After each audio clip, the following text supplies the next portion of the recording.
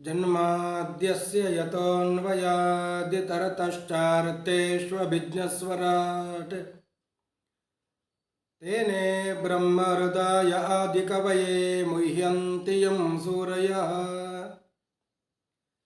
ತೇಜೋ ವಾರಿಮೃದಾಂ ಯಥಾ ವಿನಿಮಯೋ ಯತ್ರ ತ್ರಿಸರ್ಗೋ ಮೃಷಾ ಧಾಮ್ನಾ ಸ್ವೇನ ಸದಾ ನಿರಸ್ತಕುಹಕಂ ಸತ್ಯಂ ಪರಂ ಧೀಮಹಿ. ನಾರಾಯಣಂ ನಮಸ್ಕೃತ್ಯ ನರಂ ಚೈವ ನರೋತ್ತಮಂ ದೇವೀಂ ಸರಸ್ವತೀಂ ವ್ಯಾಸಂ ತತೋ ಜಯಮುದೀರಯೇ. ಗೋವರ್ಧನಧರಂ ವಂದೇ ಗೋಪಾಲಂ ಗೋಪರೂಪಿಣಂ ಗೋಕುಲೋತ್ಸವಮೇಶಾನಂ ಗೋವಿಂದಂ ಗೋಪಿಕಾಪ್ರಿಯಂ. ಶ್ರೀ ಗುರುಭ್ಯೋ ನಮಃ. ಹರಿ ಓಂ.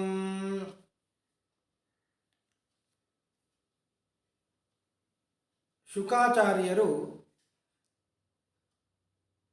ಪರೀಕ್ಷಿತ ರಾಜನಿಗೆ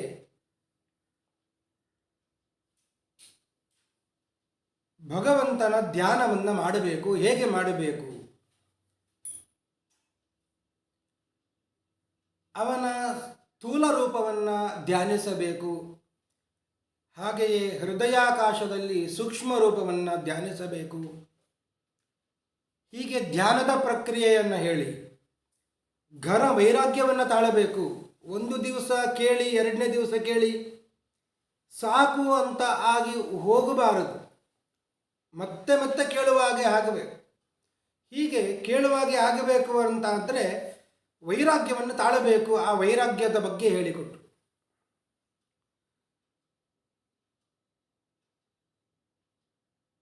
ಇಷ್ಟು ಹೇಳಿದಾಗಲೇ ಪರೀಕ್ಷಿತ ರಾಜನಿಗೆ ಬಹಳ ಕುತೂಹಲ ಆಗಲಿಕ್ಕೆ ಪ್ರಾರಂಭ ಆಯಿತು. ವೈಯಾಸಕೇರಿತಿ ವಚಸ್ತತ್ವ ನಿಶ್ಚಯಮಾತ್ಮನಃ ಉಪಧಾರ್ಯ ಮತಿಂ ಕೃಷ್ಣೆ ಔತ್ತರೇಯ ಸತೀಂ ವ್ಯದಾತ್. ಭಗವಂತನ ತತ್ವದ ಕಡೆಗೆ ಮನಸ್ಸು ಒಲಿತು. ನನಗೆ ಭಾಗವತವನ್ನು ಹೇಳಬೇಕು ಅಂತ ಕೇಳಿದೆ. ಶುಕಾಚಾರ್ಯರು ಭಾಗವತವನ್ನು ಹೇಳುವ ಮುಂಚೆ ತಾನು ತನ್ನ ಗುರುಗಳಾದ ವೇದವ್ಯಾಸರಿಗೆ, ಭಗವಂತ ನಾರಾಯಣನಿಗೆ ನಮಸ್ಕಾರ ಮಾಡುತ್ತಾ ಇದ್ದಾರೆ, ಮಂಗಳಾಚರಣೆಯನ್ನು ಮಾಡುತ್ತಾ ಇದ್ದಾರೆ. ನಮಃ ಪರಸ್ಮೈ ಪುರುಷಾಯ ಭೂಯಸೆ ಸದುದ್ಭವಸ್ಥಾನ ನಿರೋಧ ಲೀಲಯ ಗೃಹೀತ ಶಕ್ತಿ ತ್ರಿತಯಾಯ ದೇಹಿನಾಂ ಅಂತರ್ಧ್ರುವಾಯ ನಪಲಕ್ಷ್ಯ ವರ್ತಮನೆ. ನಮಃ ಪರಸ್ಮೈ, ಸರ್ವೋತ್ತಮನಾದಂತಹ ಭಗವಂತನಿಗೆ ನಮಸ್ಕಾರ. ಎಷ್ಟು ನಮಸ್ಕಾರ? ಭೂಯಸೆ, ಅನಂತ ಅನಂತ ನಮಸ್ಕಾರ, ಅನಂತ ಕೋಟಿ ಪ್ರಣಾಮಗಳು. ಎಂತಹ ಭಗವಂತವ ಅಂದರೆ ಸದುದ್ಭವ ಸ್ಥಾನ ನಿರೋಧ ಲೀಲಯ, ಜಗತ್ತಿನ ಸೃಷ್ಟಿ ಸ್ಥಿತಿ ಲಯಗಳನ್ನು ತಾನು ಸ್ವತಂತ್ರನಾಗಿ ಮಾಡುತ್ತಾ ಇದ್ದಾನೆ. ತನ್ನದೇ ಆದಂತಹ ಇಚ್ಛಾಶಕ್ತಿ, ಜ್ಞಾನಶಕ್ತಿ, ಕ್ರಿಯಾಶಕ್ತಿಯನ್ನು ಪ್ರಯೋಗಿಸಿ ಜಗತ್ತಿನ ಸೃಷ್ಟಿಸ್ಥಿತಿ ಲಯಗಳನ್ನು ಮಾಡ್ತಾ ಇದ್ದಾನೆ. ಇಚ್ಛಾಶಕ್ತಿ ಬೇಕು, ಜ್ಞಾನಶಕ್ತಿ ಬೇಕು, ಕ್ರಿಯಾಶಕ್ತಿ ಬೇಕು. ಅದು ಯಾರದ್ದು ಅಂತ ಅಲ್ಲ, ಅದು ಅವನದೇ ಆದಂತಹ ಶಕ್ತಿ. ಅಂತಹ ಶಕ್ತಿಯನ್ನು ಉಪಯೋಗಿಸಿ ಸ್ವತಂತ್ರನಾಗಿ ಜಗತ್ತಿನ ಸೃಷ್ಟಿ ಸ್ಥಿತಿ ಲಯವನ್ನು ಮಾಡುತ್ತಾ ಇದ್ದಾನೆ. ಮಾತ್ರವಲ್ಲ, ಎಲ್ಲರ ಒಳಗೆ ಇದ್ದಾನೆ, ಚರಾಚರ ವಸ್ತುವಿನ ಒಳಗೆ ಅವ ಇದ್ದಾನೆ. ಅನುಪಲಕ್ಷ್ಯ ವರ್ತಮನೆ, ಅವ ಇದ್ದಾನೆ, ಎಲ್ಲವೂ ಅವನೇ ಮಾಡ್ತಾ ಇದ್ದಾನೆ. ಆದರೂ ಯಾರಿಗೂ ಕಣ್ಣಿಗೆ ಕಾಣುತ್ತಾ ಇಲ್ಲ. ಎಲ್ಲರ ಒಳಗೆ ಇದ್ದು ಎಲ್ಲವನ್ನು ಮಾಡಿಸ್ತಾ ಇರುವವ ಯಾರು? ಅದು ಭಗವಂತ ನಾರಾಯಣ. ಆದರೆ ಯಾರಿಗೂ ಗೊತ್ತಾಗ್ತಾ ಇಲ್ಲ. ಅನುಪಲಕ್ಷ್ಯ ವರ್ತಮನೆ, ಅಂತಹ ಅನಂತ ಮಹಿಮೆ ಉಳ್ಳಂತಹ ಭಗವಂತನಿಗೆ ನಮಸ್ಕಾರ. ಯತ್ ಕೀರ್ತನಂ ಯತ್ ಸ್ಮರಣಂ ಯದೀಕ್ಷಣಂ ಯತ್ ವಂದನಂ ಯತ್ ಶ್ರವಣಂ ಯದರ್ಹಣಂ ಲೋಕಸ್ಯ ಸದ್ಯೋ ವಿಧುನೋತಿ ಕಲ್ಮಷಂ ತಸ್ಮೈ ಸುಭದ್ರ ಶ್ರವಸೇ ನಮೋ ನಮಃ. ಮತ್ತೆ ಪುನಃ ನಮಸ್ಕರಿಸ್ತಾ ಇದ್ದಾರೆ. ಪರಮ ಮಂಗಳ ಕೀರ್ತಿಶಾಲಿಯಾದಂತಹ ಭಗವಂತ ನಿನಗೆ ನಮಸ್ಕಾರ. ನಿನ್ನ ಕೀರ್ತನೆ, ನಿನ್ನ ಸ್ಮರಣೆ, ನಿನ್ನ ದರ್ಶನ, ನಿನಗೆ ನಮಸ್ಕಾರ.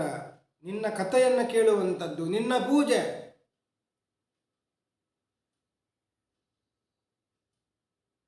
ಲೋಕಸ್ಯ ಸದ್ಯೋ ವಿಧುನೋತಿ ಕಲ್ಮಷಂ. ಒಂದು ಕ್ಷಣ ಮಾಡಿದರೂ ಸಾಕು, ಒಂದೇ ಒಂದು ಕ್ಷಣದಲ್ಲಿ ವಿಧುನೋತಿ ಕಲ್ಮಷಂ, ಎಲ್ಲ ಪಾಪ ಪರಿಹಾರವಾಗ್ತದೆ. ಯತ್ ಕೀರ್ತನಂ, ಭಗವಂತ ನಿನ್ನ ನಾಮವನ್ನು ಕೀರ್ತನೆ ಹೇಳಿದರೆ ಸಾಕು, ಕ್ಷಣ ಮಾತ್ರದಲ್ಲಿ ಪಾಪ ಪರಿಹಾರ ಆಗ್ತದೆ. ಯತ್ ಸ್ಮರಣಂ, ಸುಮ್ಮನೆ ಕೂತುಕೊಂಡು ದೇವರ ಸ್ಮರಣೆ ಮಾಡಿದರೆ ಸಾಕು, ಪಾಪ ಪರಿಹಾರ ಆಗ್ತದೆ. ನಿನಗೆ ವಂದನೆ, ನಿನ್ನ ಪೂಜೆ, ನಿನ್ನ ದರ್ಶನ, ನಿನ್ನ ಕಥೆಯನ್ನು ಕೇಳುವಂಥದ್ದು, ಇದು ಯಾವುದು ಮಾಡಿದರೂ ಸಾಕು, ಲೋಕಸ್ಯ ಸದ್ಯ ವಿಧುನೋತಿ ಕಲ್ಮಷಂ. ಲೋಕದ ಕಲ್ಮಷ, ಪಾಪ, ಅದು ಕ್ಷಣ ಮಾತ್ರದಲ್ಲಿ ಪರಿಹಾರವಾಗ್ತದೆ. ಅಂತಹ ಪರಮ ಮಂಗಳಶಾಲಿಯಾದಂತಹ, ಪರಮ ಮಂಗಳ ಕೀರ್ತಿಶಾಲಿಯಾದಂತಹ ತಸ್ಮೈ ಸುಭದ್ರ ಶ್ರವಸೆ, ನಿನಗೆ ನಮಸ್ಕಾರ ಅಂತ ನಮಸ್ಕರಿಸ್ತಾ ಇದ್ದಾರೆ. ತಪಸ್ವಿನೋ ದಾನಪರ ಯಶಸ್ವಿನೋ ಮನಸ್ವಿನೋ ಮಂತ್ರವಿದ ಸುಮಂಗಲ ಕ್ಷೇಮಂ ನ ವಿಂದಂತಿ ವಿನಾಯದರ್ಪಣಂ ತಸ್ಮೈ ಸುಭದ್ರ ಶ್ರವಸೇ ನಮೋ ನಮಃ. ಮತ್ತೆ ನಮಸ್ಕರಿಸ್ತಾ ಇದ್ದಾರೆ. ಪರಮ ಮಂಗಳ ಕೀರ್ತಿಶಾಲಿಯಾದ ಭಗವಂತ ನಿನಗೆ ನಮಸ್ಕಾರ. ನೀನು ಎಂಥವನಾಗಿದ್ದಿ. ನಾವು ಏನು ಮಾಡಿದ್ರೂ ಅದನ್ನು ನಿನಗೆ ನಾವು ಅರ್ಪಣೆ ಮಾಡಬೇಕು. ಮಾಡಿಲ್ಲ ಅಂದರೆ ಅದರ ಪುಣ್ಯ ನಮಗೆ ಇಲ್ಲ. ತಪಸ್ವಿನಃ, ಬೇಕಾದಷ್ಟು ತಪಸ್ಸು ಮಾಡಿರಲಿ. ದಾನಪರಾಹ, ಬೇಕಾದಷ್ಟು ದಾನವನ್ನು ಮಾಡಿರಲಿ. ತಪಸ್ವಿನೋ ದಾನಪರ ಯಶಸ್ವಿನೋ, ಬೇಕಾದಷ್ಟು ಕೀರ್ತಿಯನ್ನು ಸಂಪಾದಿಸಿರಲಿ. ಮನಸ್ವಿನೋ ಮಂತ್ರವಿದ ಸುಮಂಗಲ, ಬೇಕಾದಷ್ಟು ಮಂತ್ರವನ್ನು ತಿಳಿದಿರಲಿ. ಬೇಕಾದಷ್ಟು ಮನಸ್ಸಿನಲ್ಲಿ ನಿನ್ನನ್ನು ಸ್ಮರಿಸಿರಲಿ. ಏನು ಮಾಡಿದರೂ ಕೂಡ ಕ್ಷೇಮಂ ನ ವಿನ್ನಂತಿ ವಿನಾಯದರ್ಪಣಂ, ನಿನಗೆ ಅರ್ಪಣೆ ಮಾಡದೇ ಇದ್ದರೆ, ಕೃಷ್ಣಾರ್ಪಣ, ನಾನು ಏನೆಲ್ಲ ಮಾಡಿದೆ, ದಾನ ಧರ್ಮ ಎಲ್ಲವನ್ನು ನಿನಗೆ ಅರ್ಪಣೆ ಮಾಡಬೇಕು. ಮಾಡಿಲ್ಲ ಅಂದರೆ ಕ್ಷೇಮಂ ನ ವಿನ್ನಂತಿ, ಅದರ ಪುಣ್ಯ ನಿನಗೆ ಬರುವುದಿಲ್ಲ. ಯತ್ ಕರೋಷಿ ಯದಶ್ನಾಸಿ ಯಜ್ಜುಹೋಸಿ ದದಾಸಿ ಯತ್ ಯತ್ ತಪಸ್ಯಸಿ ಕೌಂತೆಯ ತತ್ಕುರುಷ್ವ ಮದರ್ಪಣಂ. ಕೃಷ್ಣ ಇದನ್ನೇ ಹೇಳಿದ್ದು ಗೀತೆಯಲ್ಲಿ. ಏನೆಲ್ಲ ಮಾಡುತ್ತಿ ತತ್ತು ಕುರುಷ್ವ ಮದರ್ಪಣಂ, ನನಗೆ ಅರ್ಪಣೆ ಮಾಡು, ಕೃಷ್ಣಾರ್ಪಣ ಅಂತ ಹೇಳು. ಇದು ಗೀತೆಯ ಸಂದೇಶ. ಏನು ಮಾಡಿದರೂ ಕೃಷ್ಣಾರ್ಪಣ ಅಂತ ಹೇಳಬೇಕು. ಇಲ್ಲದಿದ್ದರೆ ಅದರ ಫಲ ಇಲ್ಲ. ಏನು ಕೃಷ್ಣಾರ್ಪಣ ಅಂದರೆ, ಏನು ಮಾಡಿದರೂ ಅದನ್ನು ಕೃಷ್ಣನಿಗೆ ಅರ್ಪಣೆ ಮಾಡಿದ್ದೆ ಸರಿ, ಅದರ ಅಭಿಪ್ರಾಯ, ಅಂತರಾರ್ಥ ಏನು ಅಂದರೆ, ನಾನು ಏನು ಮಾಡಿಲ್ಲ, ಎಲ್ಲವನ್ನು ನೀನು ಮಾಡಿದವ, ಈ ಭಾವನೆ ಬೇಕು. ಸ್ವಾತಂತ್ರ್ಯದ ತ್ಯಾಗ, ಸ್ವತಂತ್ರನಾಗಿ ನಾನು ಮಾಡಿದ್ದಲ್ಲ, ಎಲ್ಲವನ್ನು ನೀನು ಮಾಡಿಸಿದ್ದು. ಈ ಸ್ವಾತಂತ್ರ್ಯ ತ್ಯಾಗ ಇದೆಯಲ್ಲ, ಅದೇ ಕೃಷ್ಣಾರ್ಪಣೆ. ಮತ್ತು ಫಲದಲ್ಲಿ ಅನಭಿಲಾಷ. ಮಾಡಿದೆ, ಅದರ ಫಲ ಬೇಕು, ಇಲ್ಲ, ಅದು ನನ್ನ ಕೈಯಲ್ಲಿ ಇಲ್ಲ. ಮಾಡಿಸಿದ್ದು ನೀನು, ಅದರ ಫಲವನ್ನು ಕೊಡುವವನು ನೀನು. ಆದ್ದರಿಂದಲೇ ಕೃಷ್ಣಾರ್ಪಣ. ನನ್ನಲ್ಲಿ ಸ್ವಾತಂತ್ರ್ಯ ಇಲ್ಲ, ಸ್ವತಂತ್ರನಾದವ ನೀನು. ನಾನು ಏನು ಮಾಡಿದ್ರೂ ಅದು ನಿನ್ನಿಂದ, ಆದ್ದರಿಂದ ಅದು ನಿನಗೇ ಅರ್ಪಣೆ. ಹೀಗೆ ಮಾಡಿದರೆ ಕ್ಷೇಮಂನ ವಿಂದಂತಿ, ಅವನಿಗೆ ಅದರ ಪುಣ್ಯ ಬರ್ತದೆ, ಫಲ ಬರ್ತದೆ. ಇಲ್ಲದೇ ಇದ್ದರೆ ಕ್ಷೇಮಂ ನ ವಿಂದತಿ, ಅವರು ಕ್ಷೇಮವನ್ನು, ಪುಣ್ಯವನ್ನು, ಫಲವನ್ನು ಹೊಂದುವುದಿಲ್ಲ. ಅಂತಹ ಭಗವಂತ, ತಸ್ಮೈ ಸುಭದ್ರ ಶ್ರವಸೇ ನಮೋ ನಮಃ, ಅಂತಹ ಭಗವಂತ, ಪರಮಮಂಗಳ ಕೀರ್ತಿಶಾಲಿಯಾದಂತಹ ಭಗವಂತನಿಗೆ ನಮಸ್ಕಾರ ಅಂತ ಹೇಳಿ ಶುಕಾಚಾರ್ಯರು ಹೇಳುತ್ತಾ ಇದ್ದಾರೆ, ಶ್ರೀಮನ್ನಾರಾಯಣ ಬ್ರಹ್ಮದೇವರಿಗೆ ಉಪದೇಶ ಮಾಡಿದ್ದಾನೆ, ಅದನ್ನೇ ನಾನು ನಿನಗೆ ಉಪದೇಶ ಮಾಡ್ತೇನೆ. ಏತದೇವ ಆತ್ಮಭೂ ರಾಜನ್ ನಾರದಾಯ ವಿಪೃಚ್ಛತೆ ವೇದ ಗರ್ಭೋಭ್ಯದಾತ್ ಸಾಕ್ಷಾತ್ ಯದಾ ಹರಿರಾತ್ಮನಃ. ಭಗವಂತ ನಾರಾಯಣ ಬ್ರಹ್ಮದೇವರಿಗೆ ಉಪದೇಶ ಮಾಡಿದ ಭಾಗವತ. ಆ ಭಾಗವತವನ್ನು ನಾನು ಹೇಳುತ್ತೇನೆ.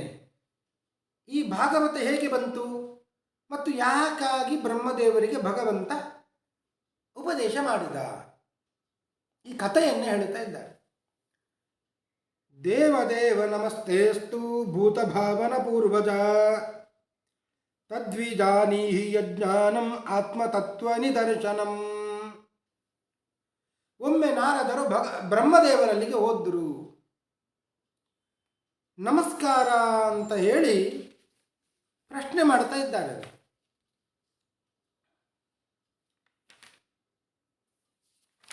ಯಾಕೆ, ಯಾರನ್ನ ಕುರಿತು ನೀನು ತಪಸ್ಸು ಮಾಡ್ತಾ ಇದ್ದಿ? ನಮಗೆಲ್ಲ ಗೊತ್ತಿರುವಂಥದ್ದು ಸೃಷ್ಟಿಕರ್ತ ಅಂದರೆ ನೀನು ಅಂತ. ಯಾರನ್ನ ಕುರಿತು ತಪಸ್ಸು ಮಾಡ್ತಾ ಇದ್ದಿ?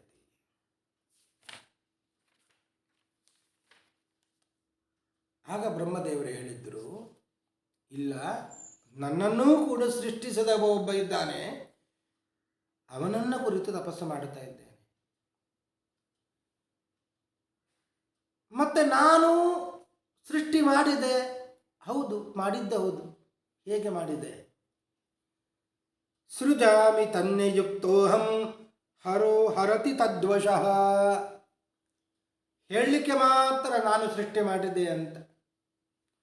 ಭಗವಂತನೇ ನನ್ನ ಒಳಗೆ ಇದ್ದು ಸೃಷ್ಟಿ ಮಾಡಿದ್ದು. ಹರೋ ಹರತಿ ತದ್ವಶಃ. ರುದ್ರದೇವ ಲಯ ಮಾಡುತ್ತಾನೆ ಅಂದರೆ ಯಾರು ಮಾಡುವುದು? ರುದ್ರನಲ್ಲಿ ಭಗವಂತನೇ ಇದ್ದು ಲಯ ಮಾಡುವಂಥದ್ದು.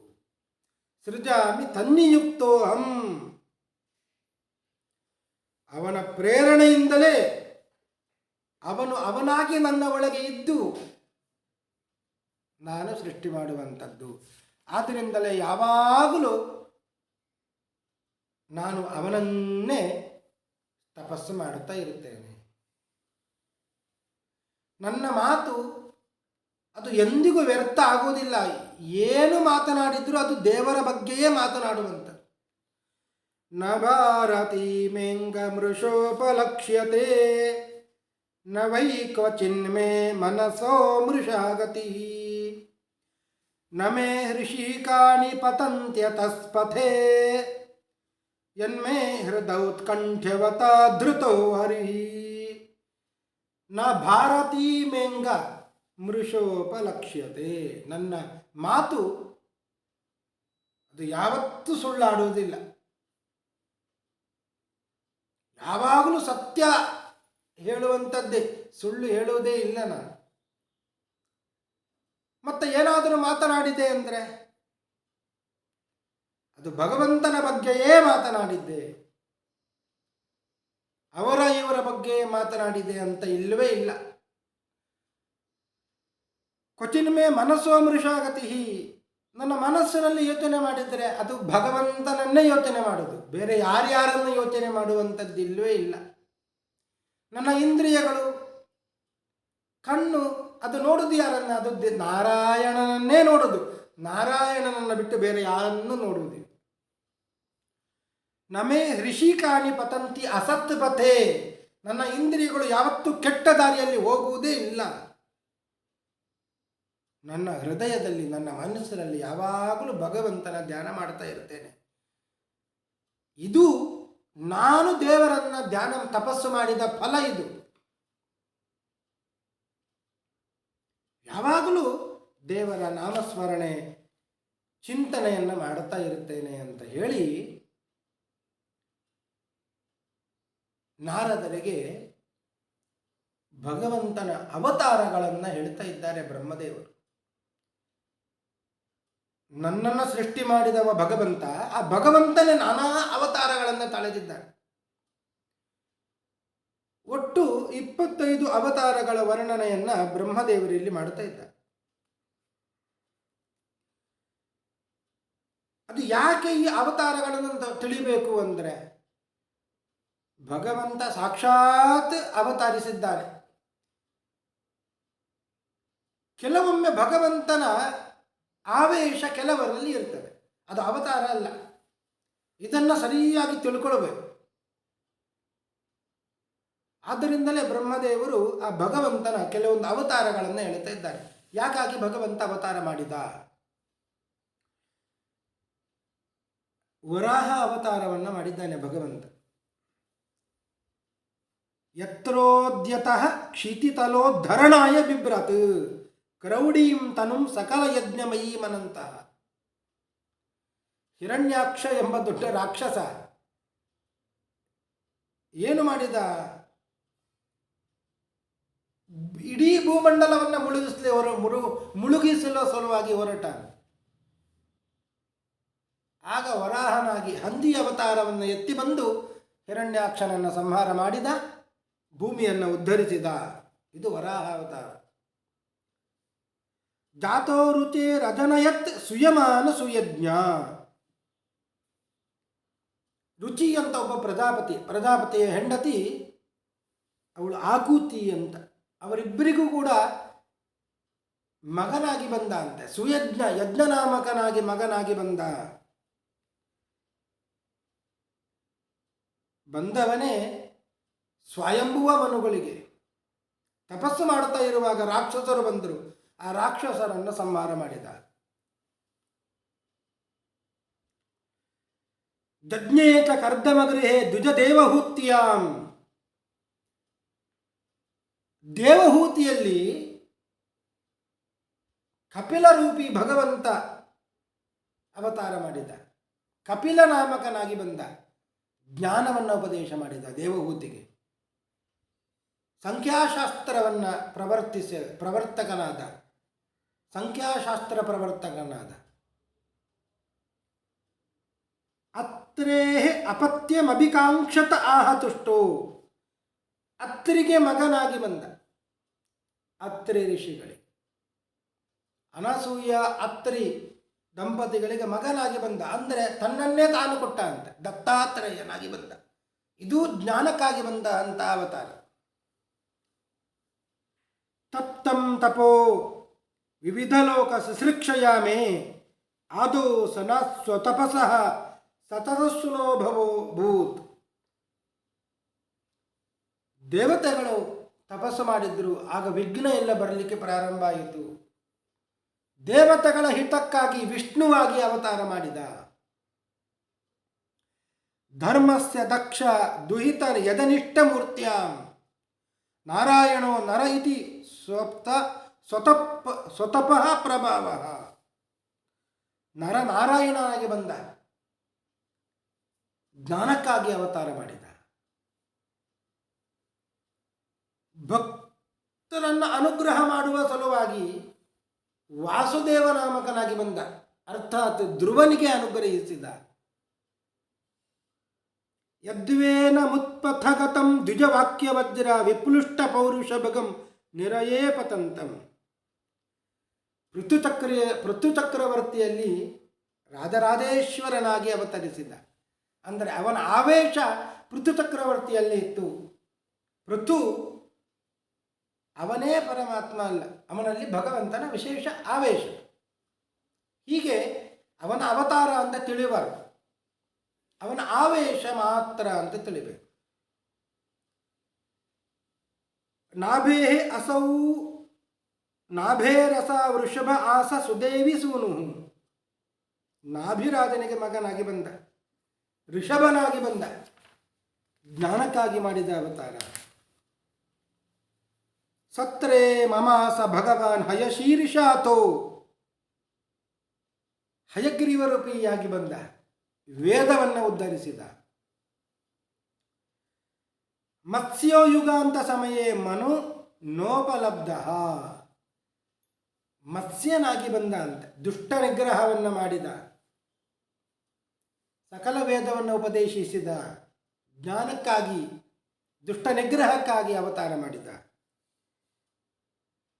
ಕ್ಷೀರೋ ದಧಾ ವಮರ ದಾನವಯೂಥಪಾನಾಂ, ಕ್ಷೀರ ಸಮುದ್ರದಲ್ಲಿ ಮಂದರ ಪರ್ವತವನ್ನು ಇಟ್ಟು ಮತನ ಮಾಡುವಾಗ ಆ ಮಂದರ ಪರ್ವತ ನೀರಿನಲ್ಲಿ ಮುಳುಗಲಿಕ್ಕೆ ಪ್ರಾರಂಭ ಆದಾಗ ಕೂರ್ಮನಾಗಿ ಅವತಾರ ಮಾಡಿದ, ದೇವತೆಗಳ ಹಿತಕ್ಕಾಗಿ ಅವತಾರ ಮಾಡಿದ. ತ್ರೈವಿಷ್ಟಪೋರುಭಯ ಸ ನರಸಿಂಹ ರೂಪಂ, ನರಸಿಂಹನಾಗಿ ಬಂದ, ಭಕ್ತರ ಅನುಗ್ರಹ ದುಷ್ಟ ನಿಗ್ರಹಕ್ಕಾಗಿ ಬಂದ, ನರಸಿಂಹನಾಗಿ ಅವತಾರ ಮಾಡಿದ್ದಾನೆ. ಅಂತಃಸರಸ್ಸುರು ಬಲೇನ ಪದೇ ಗೃಹೀತೋ ಗ್ರಾಹೇಣ ಯೂಥಪತಿರಂಬುಜ ಹಸ್ತ ಆರ್ತ. ಗಜೇಂದ್ರ ಮೋಕ್ಷ, ಗಜೇಂದ್ರನ ರಕ್ಷಣೆಗಾಗಿ ಬಂದ ಅವತಾರ, ಹರಿಯ ಅವತಾರ. ಬಲಿಯನ್ನು ಅನುಗ್ರಹ ಮಾಡುವ ಸಲುವಾಗಿ ಬಂದಿದ್ದಾನೆ, ವಾಮನನಾಗಿ ಬಂದಿದ್ದಾನೆ. ಅವನಿಂದ ಎಲ್ಲವನ್ನು ಕಸಿದುಕೊಂಡು ತಾನೇ ಅವನಿಗೆ ದ್ವಾರಪಾಲಕನಾಗಿ ನಿಂತಿದ್ದಾನೆ. ಬಲಿಗೆ ಅನುಗ್ರಹಕ್ಕಾಗಿ ಬಂದಂತಹ ರೂಪ. ಇನ್ನು ಜ್ಞಾನಕ್ಕಾಗಿ ಇತರೆಯ ಮಗನಾಗಿ ಐತರೇನಾಗಿ ಅವತಾರ ಮಾಡಿದ್ದಾನೆ. ರಾಜರಾಜೇಶ್ವರನಾಗಿ ಎಲ್ಲ ರಾಜರಲ್ಲಿ ಕೂಡ, ಎಲ್ಲ ಚಕ್ರವರ್ತಿಗಳಲ್ಲಿ ಕೂಡ ಚಕ್ರವರ್ತಿಗೆ ಬಲವನ್ನು ಕೊಡುವ ಸಲುವಾಗಿ, ಜ್ಞಾನ ಮತ್ತು ಬಲದ ಸಲುವಾಗಿ ರಾಜರಾಜೇಶ್ವರನಾಗಿ ಅವತರಿಸಿದ್ದಾನೆ. ಧನ್ವಂತರಿಶ್ಚ ಭಗವಾನ್ ಸ್ವಯಮೇವ ಕೀರ್ತಿ, ದೇವತೆಗಳ ಹಿತಕ್ಕಾಗಿ ಅಮೃತ ಕಲಶವನ್ನು ಹೊತ್ತುಕೊಂಡು ಬಂದಿದ್ದಾನೆ ಧನ್ವಂತರಿಯಾಗಿ. ಕ್ಷತ್ರಂ ಕ್ಷಯಾಯ ವಿಧಿನೋಪಭೃತಂ ಮಹಾತ್ಮ, ದುಷ್ಟ ಕ್ಷತ್ರಿಯರ ಸದೆಬಡಿಯುವ ಸಲುವಾಗಿ ಪರಶುರಾಮನಾಗಿ ಅವತಾರ ಮಾಡಿದ್ದಾನೆ, ದುಷ್ಟ ನಿಗ್ರಹಕ್ಕಾಗಿ ಅವತಾರ ಮಾಡಿದ್ದು. ಅಸ್ಮತ್ ಪ್ರಸಾದ ಸುಮುಖ ಕಲಯಾ ಕಲೇಶ, ಇಕ್ಷ್ವಾಕು ವಂಶ ಅವತೀರ್ಯ ಗುರೋರ್ನಿದೇಶೇ, ಇಕ್ಷ್ವಾಕು ವಂಶದಲ್ಲಿ ಅವತರಿಸಿದ್ದಾನೆ, ರಾಮನಾಗಿ ಬಂದಿದ್ದಾನೆ. ಯಾಕೆ? ದುಷ್ಟರನ್ನು ಸಂಹಾರ ಮಾಡುವ ಸಲುವಾಗಿ, ರಾವಣ ಕುಂಭಕರ್ಣರನ್ನು ಸಂಹಾರ ಮಾಡುವ ಸಲುವಾಗಿ, ಬಲ ಕಾರ್ಯಕ್ಕಾಗಿ ಅವತಾರ ಮಾಡಿದ್ದಾನೆ ರಾಮನಾಗಿ. ಹಾಗೆಯೇ ಭೂಮೇ ಸುರೇತರ ವರೂಥ ವಿಮರ್ದಿತಾಯ ಕ್ಲೇಶ ವ್ಯಯಾಯ ಕಲಯ ಸಿತಕೃಷ್ಣ ಕೇಶ, ಕೃಷ್ಣನಾಗಿ ಅವತರಿಸಿದ್ದಾನೆ. ಬಲ ಕಾರ್ಯ, ಜ್ಞಾನ ಕಾರ್ಯ ಎರಡೂ ಸಲುವಾಗಿ ಕೃಷ್ಣನಾಗಿ ಅವತರಿಸಿದ್ದಾನೆ. ಕಾಲೇನ ಮೀಲಿತ ಧಿಯಾಂ ಅವಮೃಶ್ಯ ನೃಣಾಂ ಸ್ತೋಕಾಯುಷಾಂ ಸ್ವನಿಗಮೋ ಬತ ದೂರಪಾರಃ, ಲೋಕದಲ್ಲಿ ಎಲ್ಲ ಜ್ಞಾನವೇ ನಾಶ ಆದಾಗ ವೇದವ್ಯಾಸರಾಗಿ ಅವತಾರ ಮಾಡಿದ್ದಾನೆ, ಜ್ಞಾನ ಕಾರ್ಯಕ್ಕಾಗಿ ಅವತರಿಸಿದ್ದು. ದೇವದ್ವಿಷಾಂ ನಿಗಮವರ್ತ್ಮನೆ ನಿಷ್ಠಿತಾನಾಂ ಪೂರ್ಭಿರ್ಮಯೇನ ವಿಹಿತ ಭಿರದೃಶ್ಯ ದುರ್ಭಿಃ, ಬುದ್ಧನಾಗಿ ಅವತಾರ ಮಾಡಿದ, ಸರಿಯಾದ ಜ್ಞಾನವನ್ನೇ ಉಪದೇಶ ಮಾಡಿದ. ದೇವತೆಗಳು ಸರಿಯಾಗಿ ತಿಳ್ಕೊಂಡ್ರು, ಅಸುರರು ತಪ್ಪಾಗಿ ತಿಳ್ಕೊಂಡ್ರು, ಮೋಹವಶರಾದರು. ಮೋಹಕ್ಕಾಗಿ ಅವತಾರ ಮಾಡಿದ್ದು, ಜ್ಞಾನಕ್ಕಾಗಿ ಅವತಾರ ಮಾಡಿದ ರೂಪ ಅದು ಬುದ್ಧ ರೂಪ. ಇನ್ನು ಕಲ್ಕಿ, ಕಲಿಯುಗ ಮುಗಿಯುವ ಸಂದರ್ಭದಲ್ಲಿ ಕಲ್ಕಿಯಾಗಿ ಭಗವಂತ ಅವತಾರ ಮಾಡಿ ಬರ್ತಾನೆ. ಅದೂ ಕೂಡ ದುಷ್ಟ ನಿಗ್ರಹಕ್ಕಾಗಿ ಅವತಾರ ಮಾಡುವಂಥದ್ದು. ಹೀಗೆ 25 ಅವತಾರಗಳನ್ನು ಬ್ರಹ್ಮದೇವರು ನಾರದರಿಗೆ ಹೇಳ್ತಾರೆ. ಶ್ರೀಮದ್ ಆಚಾರ್ಯರು ಹೇಳ್ತಾರೆ, ಅವತಾರಾನ್ ಹರೇರಜ್ಞಾತ್ವ ನಾವತಾರ ಹರೇಷ್ಟಯೇ ತದಾ ವೇಷಾಸ್ತಥಾ ಸಮ್ಯಕ್ ಜ್ಞಾತ್ವ ಮುಕ್ತಿ ನಚಾನ್ಯಥಾ.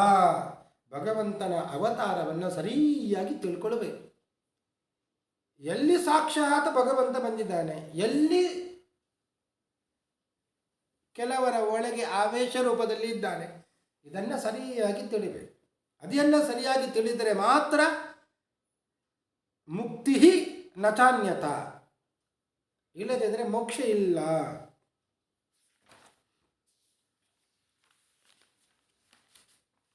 ಇಷ್ಟು ಅವತಾರಗಳನ್ನೆಲ್ಲ ಹೇಳಿದ ಬ್ರಹ್ಮದೇವರು ಹೇಳುತ್ತಾರೆ, ನನಗೆ ಭಗವಂತ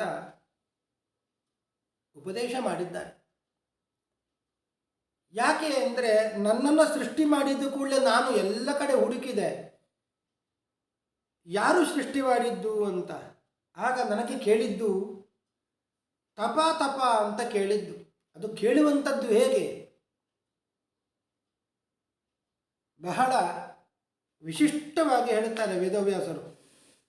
ಸಚಿಂತಯನ್ ಗಕ್ಷರಮೇ ಕದಾಂಭಸಿ ಉಪಾಶೃಣೋದ್ವಿರ್ಗತಿತಂ ವಚ ವಿಭು ಸ್ಪರ್ಶೇಷು ಯತ್ ಷೋಡಶಮೇಕವಿಂಶಂ ನಿಷ್ಕಿಂಚನಾನಾಂ ನೃಪಯದ್ದನಂ ವಿದು.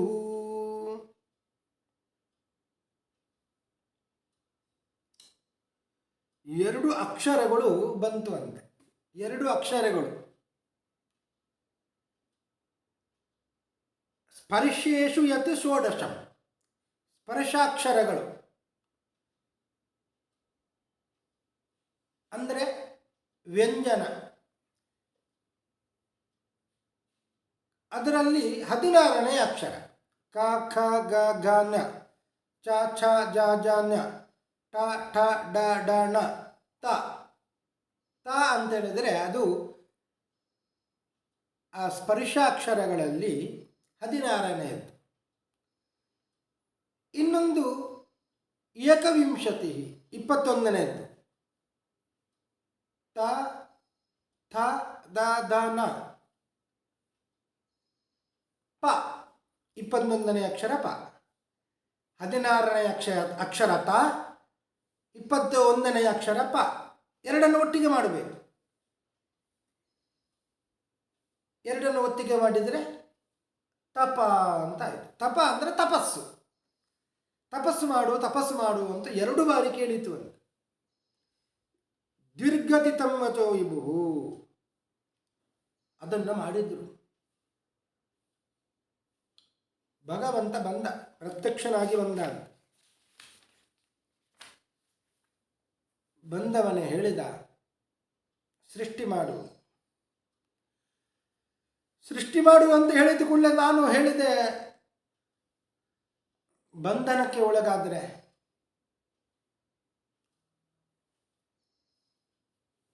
ಕರ್ಮಕ್ಕೆ, ಗರ್ಭಬಂಧನಕ್ಕೆ ಒಳಗಾಗ್ತೇನೆ, ಹೇಗೆ ಮಾಡಲಿ ಅಂತ ಕೇಳಿದಾಗ ಭಗವಂತನೇ ಉಪದೇಶ ಮಾಡಿದ. ಚತುಶ್ಲೋಕಿ ಭಾಗವತ ಅಂತ.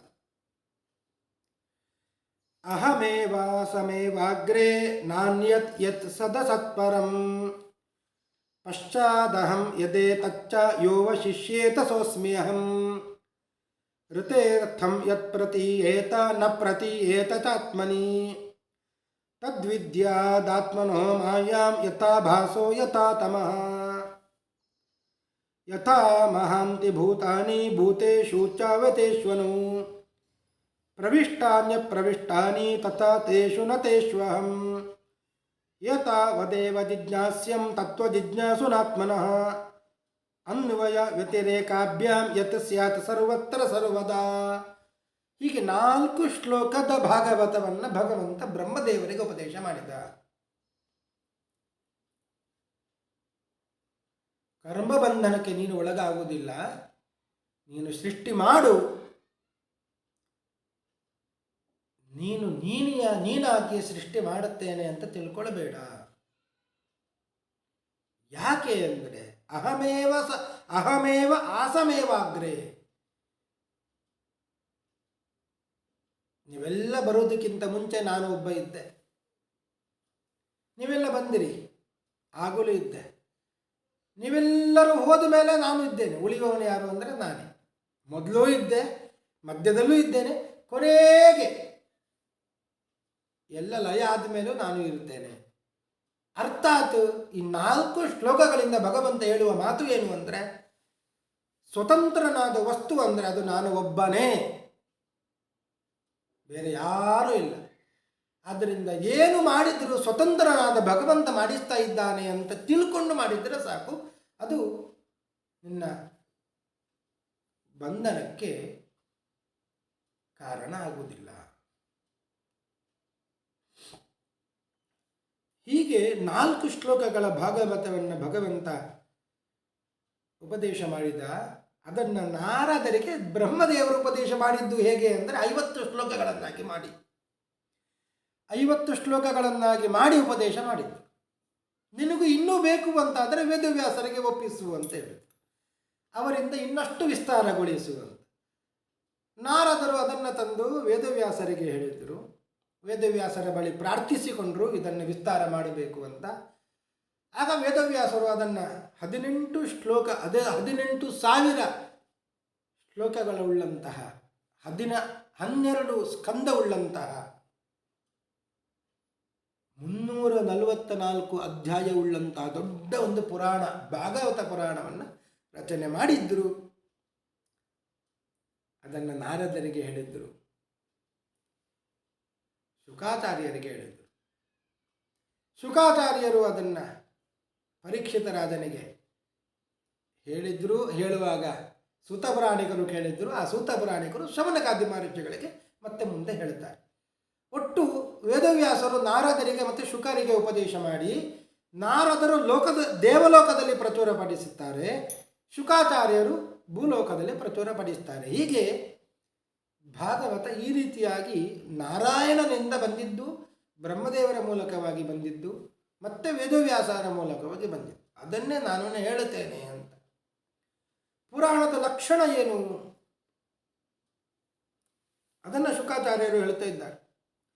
ಅತ್ರ ಸರ್ಗೋ ವಿಸರ್ಗಶ್ಚ ಸ್ಥಾನಂ ಪೋಷಣಮೂತಯ ಮನ್ವಂತರೇಶಾನು ಕಥಾ ನಿರೋಧೋ ಮುಕ್ತಿರಾಶ್ರಯ. ಪುರಾಣದಲ್ಲಿ ಅದರ ಲಕ್ಷಣ ಏನು ಅಂದರೆ 10 ವಿಷಯಗಳು, 10 ವಿಷಯಗಳ ವರ್ಣನೆ. ಇದು ಇದ್ದರೆ ಪುರಾಣ ಅಂತ. ದಶಮಸ್ಯ ವಿಶುದ್ಧ್ಯರ್ಥಂ ನವಾನಾಮಿಯ ಲಕ್ಷಣಂ ವರ್ಣಯಂತಿ ಮಹಾತ್ಮಾನಃ ಶ್ರುತೇನಾರ್ಥೇನ ಚಾಂದಸ. 10ನೇದ್ದು ಏನು ಅಂದರೆ ಆಶ್ರಯ, ಅಂದರೆ ಭಗವಂತನೇ ಆಶ್ರಯ. ಅದಕ್ಕಾಗಿ ಈ 9 ಇರುವಂಥದ್ದು. ಏನು ಹೇಳಿದ್ರು ಏನು ಮಾಡಿದ್ರು ಅದು ಭಗವಂತನಿಗಾಗಿ ಅಂತ ಅರ್ಥ. ಏನು ಸರ್ಗ ಅಂದರೆ ಏನು? ಜಡವಾದಂತಹ ಸೂಕ್ಷ್ಮ ಪ್ರಕೃತಿಯಿಂದ ಆರಂಭ ಮಾಡಿ ಮಹತ್ತತ್ವ, ಅಹಂಕಾರ ತತ್ವ, ಇಂದ್ರಿಯಗಳು, ಪಂಚಭೂತಗಳು, ಇದರ ಸೃಷ್ಟಿ ಮತ್ತು ಬ್ರಹ್ಮಾಂಡದ ಸೃಷ್ಟಿಗೆ ಸರ್ಗ ಅಂತ ಹೆಸರು. ಮತ್ತು ವಿಸರ್ಗ ಅಂದರೆ ಏನು?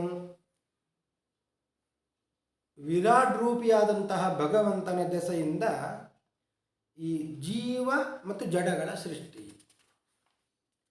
ಸ್ಥಾನ ಅಂದರೆ ಸ್ಥಿತಿ ವೈಕುಂಠ ವಿಜಯ. ದುಷ್ಟ ನಿಗ್ರಹದ ಮೂಲಕ ಭಗವಂತ ಶಿಷ್ಟರನ್ನು ಪಾಲಿಸುವಂಥದ್ದು. ಪೋಷಣಂ ತದನುಗ್ರಹ, ಭಗವಂತನ ಮಾಡುವ ಅನುಗ್ರಹ. ಮನ್ವಂತರ, ಬೇರೆ ಬೇರೆ ಮನ್ವಂತರಗಳಲ್ಲಿ ಇರುವಂತಹ ಸಜ್ಜನರಿಗೆ ಬೇಕಾದಂತಹ ಧರ್ಮಗಳ ನಿರೂಪಣೆ. ಊತಿ, ಅನೇಕ ವಿಧವಾದಂತಹ ಈ ಸೃಷ್ಟಿಗೆ ಬೇಕಾದಂತಹ ಸಂಸ್ಕಾರ ಮತ್ತು ಅನಾದಿ ಕರ್ಮ.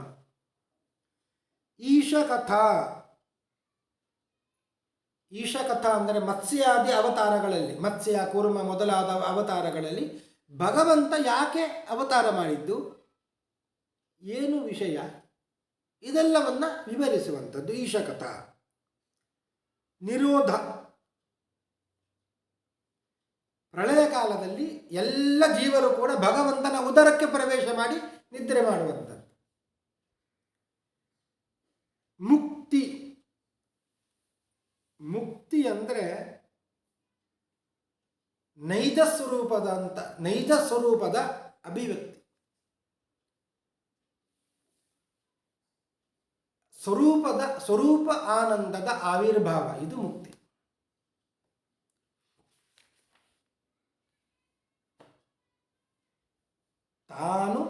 ತಾನಾಗುವಂಥದ್ದು ಹೊರತು ಬ್ರಹ್ಮಭಾವವನ್ನು ಹೊಂದುವಂಥದ್ದು ಮುಕ್ತಿಯಲ್ಲ, ತಾನಾಗುವಂಥದ್ದು. ನಿಜವಾಗಿ ಜೀವರ ಆನಂದದ ಸ್ವರೂಪ ಏನು ಅದನ್ನು ಅನುಭವಿಸುವಂಥದ್ದು ಮುಕ್ತಿ. ಕೊನೆಯದ್ದು 10ನೇದ್ದು ಆಶ್ರಯ. ಆಶ್ರಯ ಅಂದರೆ ಭಗವಂತ. ಭಗವಂತನಿಗಾಗಿಯೇ ಈ 9 ಇದೆ, ಇದು ವರ್ಣನೆ. ಹೀಗೆ ಇದು ಪುರಾಣದ ಲಕ್ಷಣ.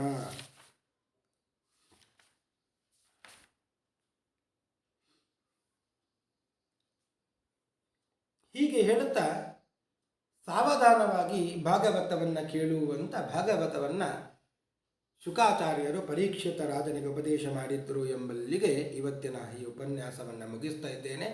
ಶ್ರೀ ಕೃಷ್ಣಾರ್ಪಣಮಸ್ತು. ಹರಯೇ ನಮಃ.